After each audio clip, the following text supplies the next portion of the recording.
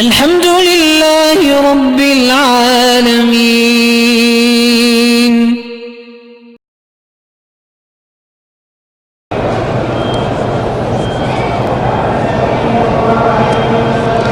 چودہ سال پہلے بیوی کو میں نے طلاق دی.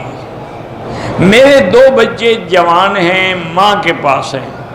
اب دوبارہ نکاح کر سکتے ہیں؟ بھی کر سکتے ہیں، کیوں نہیں کر سکتے؟ بچے 14 سال کے ہو گئے، اس کو اب خیال آیا ہے سلوک کرنے. اللہ ہدایت دے، اور کیا کہتے ہیں.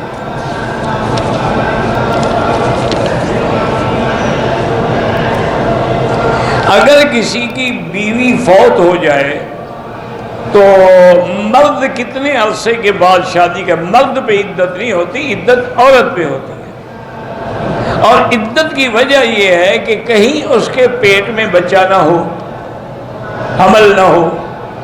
اس لیے اس کے لیے حکم ہے کہیں یتربصن اربعۃ اشہر و عشرہ، 4 مہینے.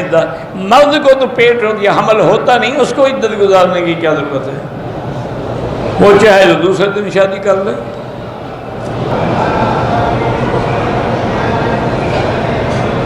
ہمارے یہاں 2 بہنوں کا نکاح ایک دن نہیں رکھتے.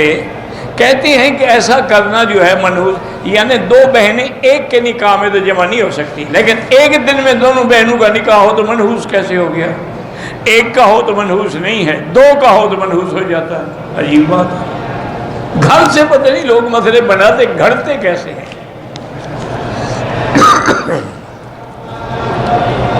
یہ خالی پرچیاں تو پھر نہ رکھ دیا کرو نا. میری شادی کو 8 سال ہو گئے ہیں، ابھی تک کوئی اولاد نہیں ہے، جس کی وجہ سے پریشانی ہے. پہلی بات تو یہ ہے میرے بھائی کہ تم میڈیکل چیک اپ کراؤ کہ نقص خاوند میں ہے یا بیوی میں ہے. پھر جس میں نقص ہو اس کا علاج بھی کرواؤ اور سورۃ یوسف پڑھ کے دعا بھی کیا کرو. زندہ آدمی کے لیے بھی عمرہ کر کے آپ اس کو ثواب بخش سکتے ہیں.